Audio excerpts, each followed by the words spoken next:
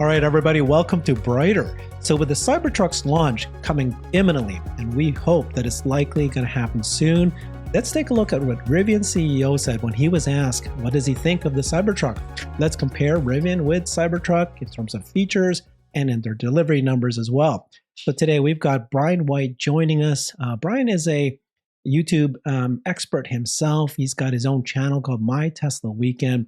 And we're covering so much topics with him every week. Thank you so much, Brian. Really, really love it when you join me. Yeah, always a pleasure. I love hanging out with you, buddy. Yeah, I do too. And one of the things you've done in your channel that you've done really well is you've done deep dives in every single car manufacturer, kind of competitors. You just done a whole auto industry. You also did a comparison of gigafactories. And so tomorrow we're going to be doing a nice review of Giga Thailand, possibly. So we'll have your analysis and your spreadsheets that you covered with that. So let's start off with Rivian and Cybertruck. Cybertruck is coming soon. We hope. They've set up a party. We don't know when that event's going to happen, but they've already kind of shut down the invites.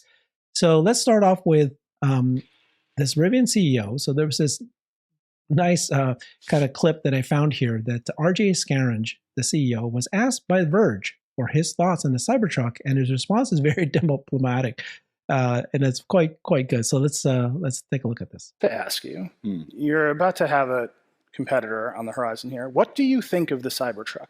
I think if you were to think of like the Venn diagrams of customers, there's probably not a lot of overlap in terms of, but I think it's great that a product like that exists in the world. As I said a moment ago, if we really truly want to electrify everything that's produced, and to give this some scale, there's 1.5 billion cars on the planet. We as a planet produce about 90 million a year. Customers want lots of different things. So we need to have a choice, we need to have variety. So it's great to see something that's so different that's there. And I hope there's lots of different choices that give lots of different types of customers. Often in the context of like the tech space, we think of a single winner or maybe a small set of winners.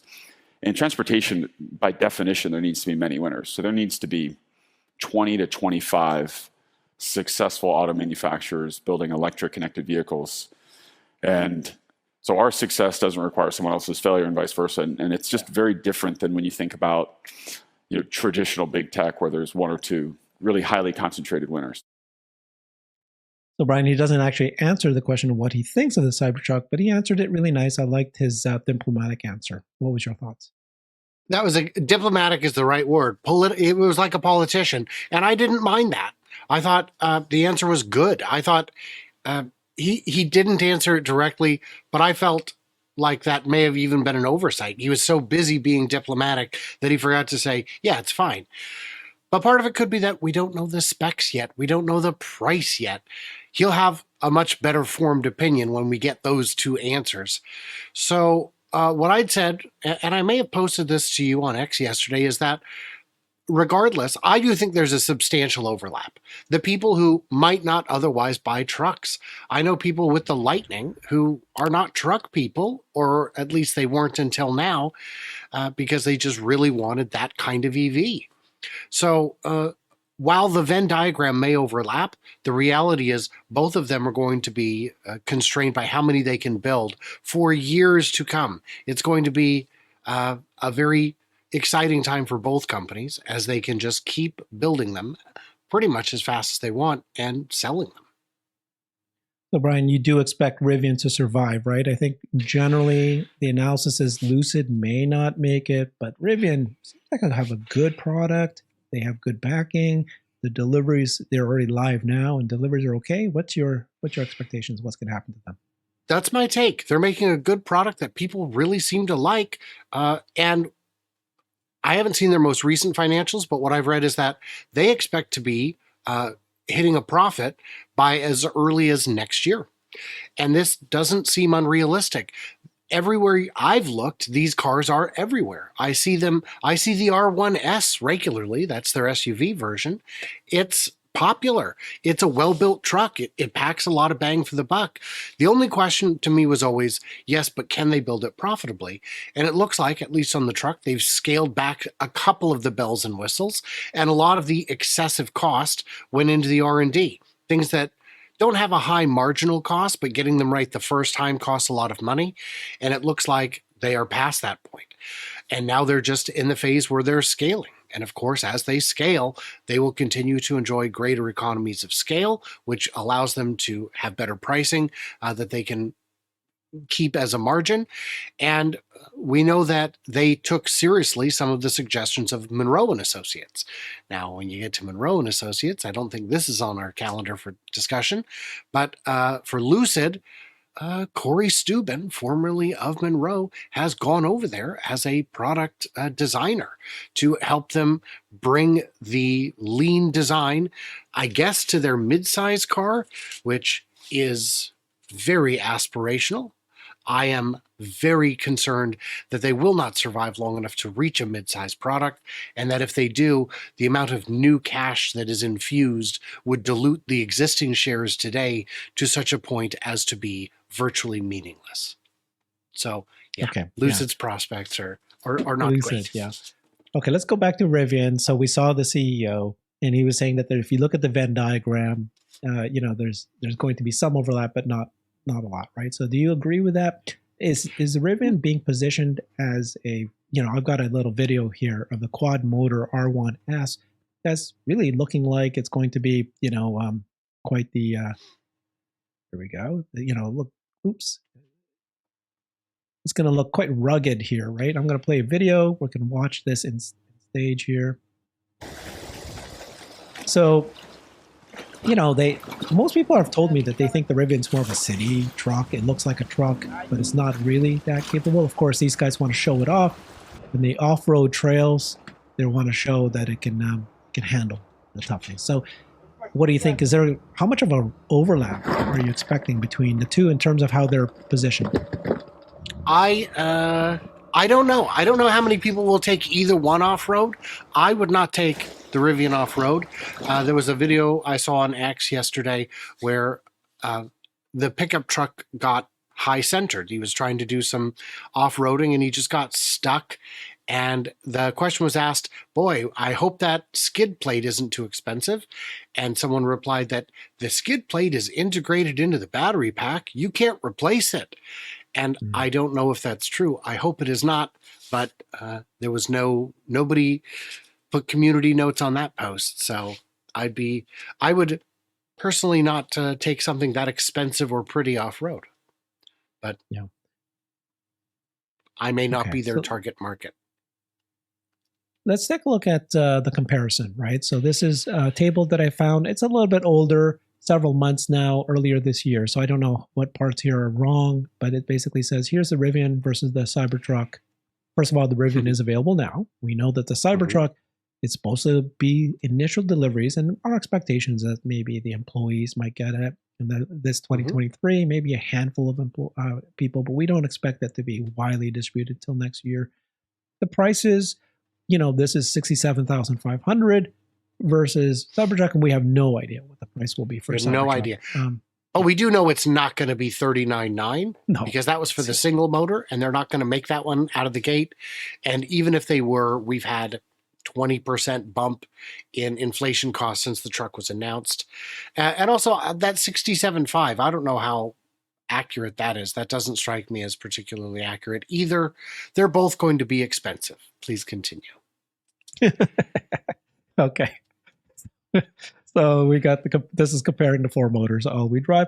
The range, Brian, is this right? Who knows it's 500 plus? I think we're just assuming that correct, right? We don't know the range up, but 314 we do know, and that seems really awfully low for a truck. Yes, but if it's real range, it's currently best in class. I don't think the Lightning goes that high or much higher. But again, we also don't know the range of the Cybertruck. So like I was saying about RJ's likely opinion of the Cybertruck, it will change dramatically once we actually know what it is. Okay.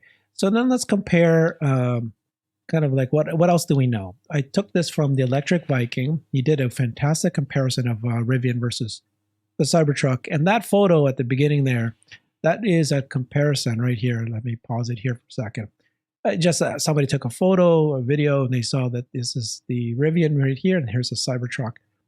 It's hard to tell They are, but my understanding is that the Cybertruck is wider.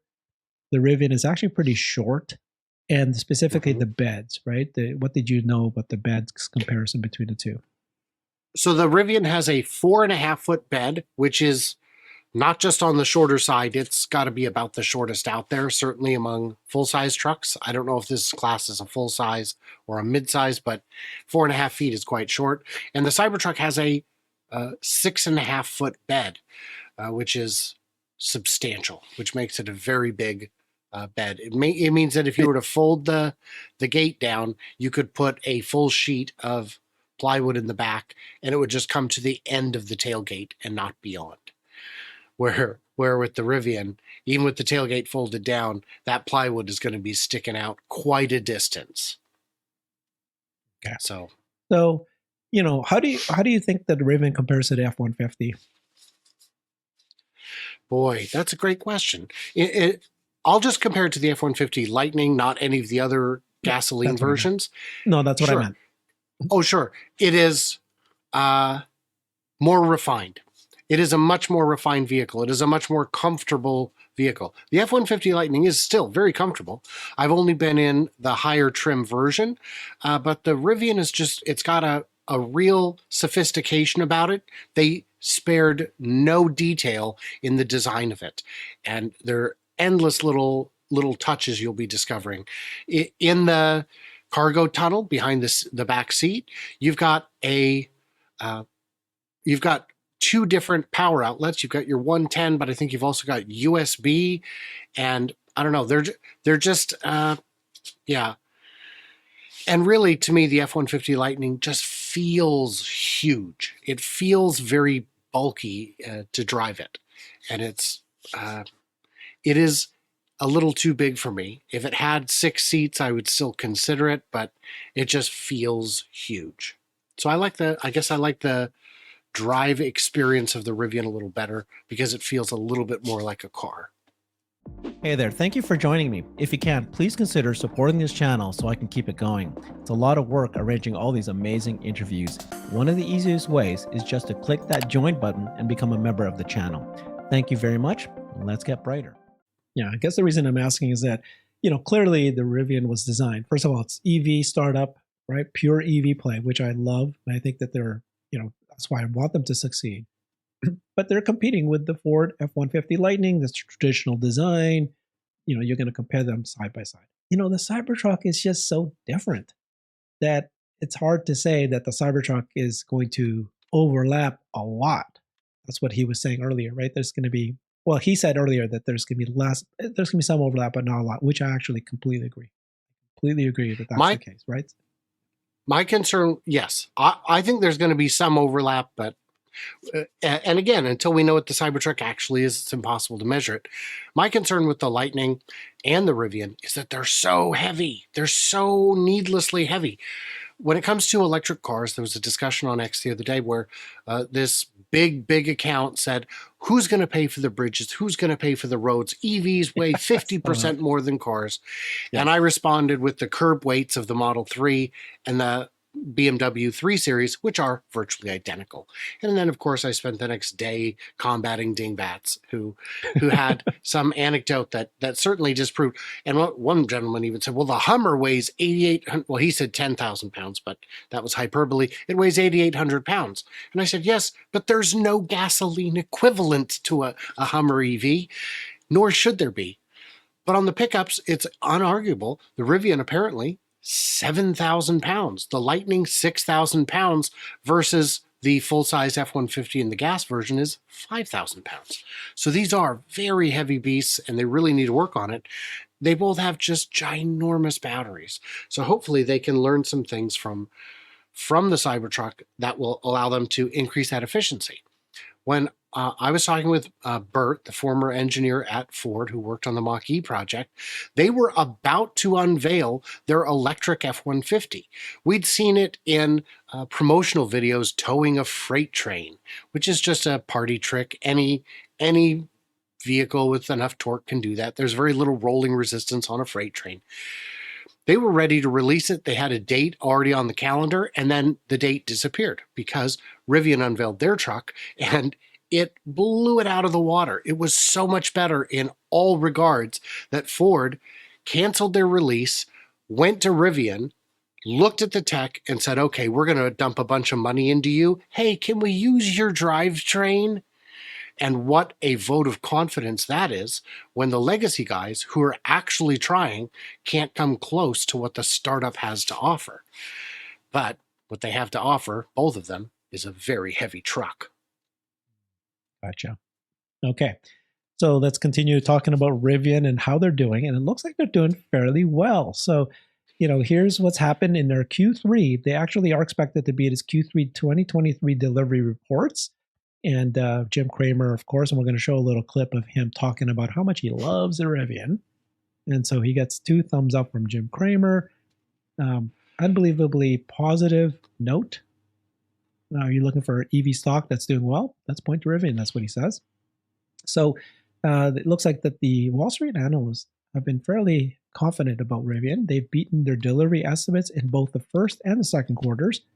Rivian delivered 7,946 units in the first quarter, exceeding expectations. And then again, they beat the second quarter with 12,640 deliveries. So small numbers, but hey, you're an early stage startup and you are growing. You're selling from 8,000 to 12,000. And then concerns regarding third-party reports of weakening demand have led to recent weakness in the stock. We believe that underlying demand remains strong with production improving. So they expect that Q3 deliveries will also beat. So let's take a look at Jim Cramer's reaction to this. Where is it now? Positive research. There's a bear note, fresh pick Rivian, where they're talking about demand remain strong, margins improving, building the brand through growing showroom presence, and they're using a $30 price target at $21. This is just one unbelievably positive note. So if you're looking for an EV, a lot of our, He just loves. All right, but put it this way: he hates Cybertruck so much. Or Yes. Tesla, so he just hypes up Rivian.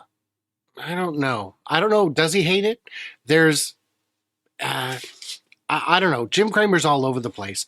And a lot of times when he says he loves the stock, that's a good time to sell. There actually is a reverse Jim Cramer ETF where whatever he says, they do the opposite. And the performance on it has been pretty flat, which is good. It's only down 4%. Literally doing the opposite of Jim Cramer. You're only down 4%. That's really not that bad of a performance.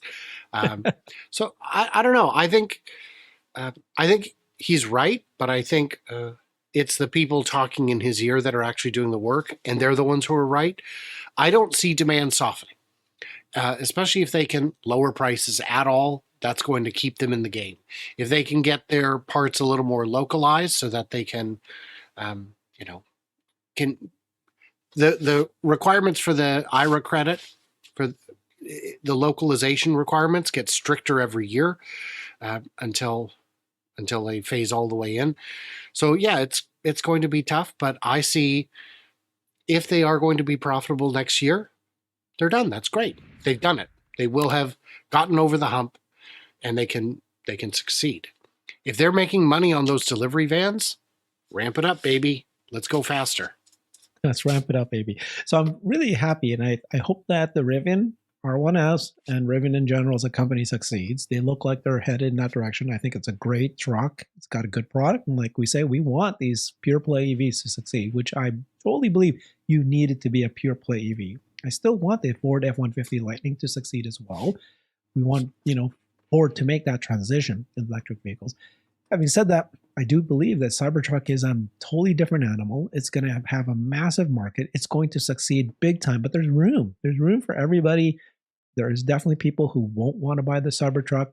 They'll choose between these options, and they've got great options. They're just very different. I think we're going to find out that the Cybertruck isn't just a truck market. It's really its own segmentation that crosses over multiple.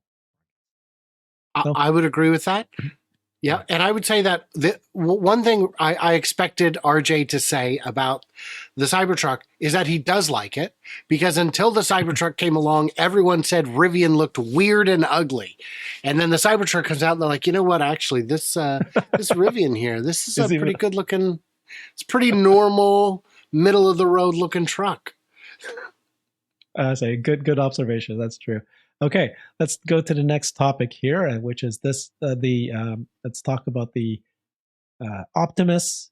So this is fun, just to take a look at the progress, right? It's the advancement of the product, the progress that we want to show, and take a look at this. So this is what it originally looked like in 2022.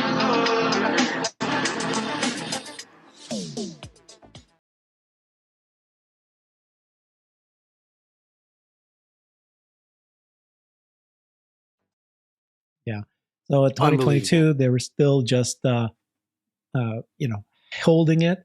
And then this video is kind of cool, where they basically showed that this Tesla hype, our friend, he says that in 2021, it was a dancing human. 2022, it was just barely walking. And now 2023, if we take a look at that video, it's just a little bit more fun. Yeah. I was so embarrassed when they did that dancing human. I was so upset. I was too. Like, that is not a Tesla thing. You should not have done that. No. And then you've got this bot, which is barely walking, as we saw, so slow. And now you've got this. And this is every single year. It's progressing. So, yeah, Brian, what's your thoughts on the advancements? On the third one, it is worth noting that it is being played at 1.5x speed. Gordon Johnson was gracious enough to point out that must be 2 or 3 times the normals. Quiet, Gordon. Quiet down. The grown-ups are talking. Don't you have some juggling to do back at the Clown Academy? But people are missing the biggest point. Dexterity is not new. It's just difficult and expensive. Moving is not new. None of it's new. What's new is the brain. And that's the part that's going to make the big difference. We've had really great robots for 20, 30 years. Why didn't they make it into the market? Why didn't they catch on? And the answer is there was something missing. Everything you did had to be on rails. If you wanted it to sort blocks, you'd have to train it to sort blocks. You'd have to give it the software for that. So right now you can go on GitHub and get software to make a robot sort blocks by color. It's a fun do-it-yourself project that you could work on your weekends and have it done in a matter of months. Not too much work. So why would I pay $11 cajillion for a fancy Optimus? And the answer is, when you're done sorting them, you say to Optimus, now flip all the blocks over. Just say it, and it'll be done. And that translates into every other application, every other use case, every other task you could possibly want done. When it folds your clothes, you can say, could you fold them instead so that they actually fit on this weird shaped shelf I have? And it'll say, okay, yeah, sure. Never been done before, it can do it. And that's the idea with these AI models. You can ask ChatGPT to do something that has not been done, to write in one style, but yet the voice of another author. It can do all that, even though it's never been done. And that's what the Optimus difference is going to be. The real difference isn't that it's going to be more dexterous or better at yoga. It's that it'll be better at solving the task, at translating your words into an action that it can perform. Very, very impressive advancement. I did a video with Scott Walter, and we walked through his reactions to this, and very, co-founder of 2 robotics companies in the past, getting his opinion is very important. So watch out for that video. All right, so last topic of the day here is we've been talking about Model 3 Highland, and we have the VP of Engineering, Vehicle Engineering at Tesla, Lars Moravy, do a little promotional video. And he said, it's not very often you get a second chance to define a segment, and to do it all over again makes this car the best Model 3. Super exciting that the Tesla engineering team from China gets to introduce themselves to the world with a brand new Model 3. So let's just watch a little bit of his video. I won't show the whole thing, but just see what he thought about it. It's not very often you get a second chance to define a segment. And to do it all over again makes this car really the best Model 3.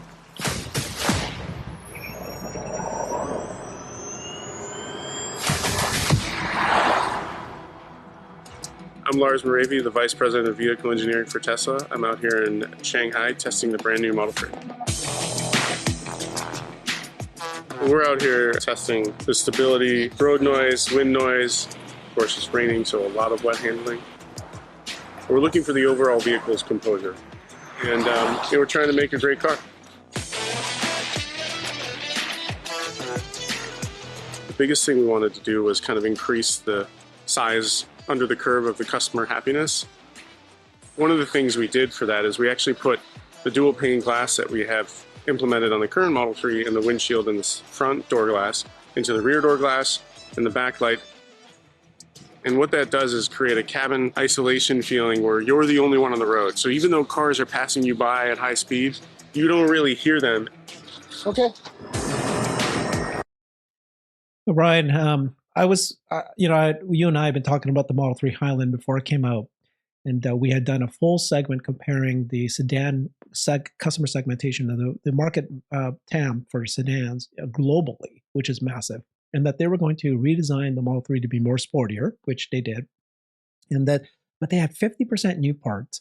But the part I got wrong is so far they did not lower the price. We assume and we believe that even though they made all these advancements that you just heard them say, that the cost is gone down, but they did not lower the price, which is fine for now. But that was a shocker for me because I thought that if they have a lower cost, they would have a lower price, a totally new segment. But now that we saw the Model 3 Highland, we know that it's selling well. What's your reaction to what you just saw there? So it is lower cost to build, and we know that because I believe in China, the price on some models is actually lower than it was before, though in most markets it's more expensive. And this was something you and I disagreed about in advance of its release. I was confident the price would be even higher than it is, and you were confident it would be lower. But my reaction to watching that is I'm still excited. I'm still excited about it, even though now it's not the newest, latest, greatest, hottest thing. And it's fun to me watching the clip. You see where it's got the little covers on the nose and tail, and I'm looking at that saying, "Yep, that's the car we were looking at from the drone flights." I don't know how anyone could have mistaken that for something else, but it's exciting, and I'm confident when the performance model comes out, it's going to be even more exciting. And I'm wondering if they're going to hold off on that until the demand dies down a little bit on these, because you might get people who will have the brand new Highland, who will then step up to the brand new performance. I don't think they're going to go all the way to plaid with it, because if they did, I think that would eat in too greatly to the Model S segment. But really, if they go to plaid on the Model 3, give me a little bit more premium interior and kill the S. Free up that production line for something else, I guess. But especially if you're not going to be making a right-hand drive version of the S and X, it feels like a vehicle they might not have a whole lot of passion about anymore.